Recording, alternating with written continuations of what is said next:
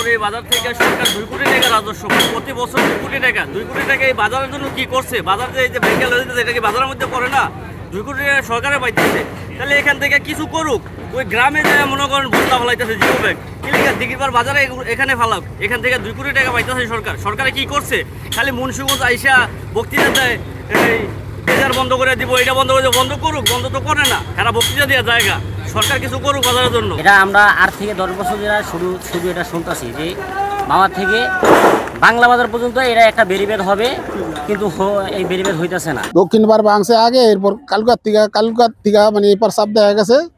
ওই চাপের ঠেলায় রাত্রে শেষ রাত 8টা থেকে শুরু হয়েছে, সকালের থেকেই তো মনে করেন যে বিকুলায় ভাঙ্গিয়ে লয়ে যাইতেছে। সানবিট সব দিবে সামাল। সানবিট ম্যাজিক প্রেস ডিশওয়াশিং এর মাথা ঘোরানো সলিউশন। বর্তমান ভাঙতে বাজার উত্তরে বসে, এখন অনেক ঘরবাড়ি ভাঙ্গা গেছে, মানুষের খুব অসহায়তে আছে আর কি। এই ভাঙনটা এর আগে অনেক আগের থেকে কয়েক বছর আগে ভাঙছিল, তারপরে এখানে যেমন বস্তা দিয়েছিল, কিন্তু পাত্র ফালানোর করতে কিছুদিন থামছিল, মোটামুটি 2-3 বছর পর্যন্ত ভাঙে না গিয়া।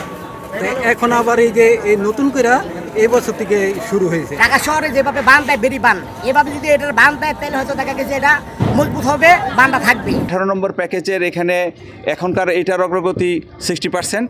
আর এখানকার যে জিও ব্যাগ এখানে যা ছিল ইতিমধ্যেই আমরা সবগুলি জিও ব্যাগ ডাম্প করে ফেলছি।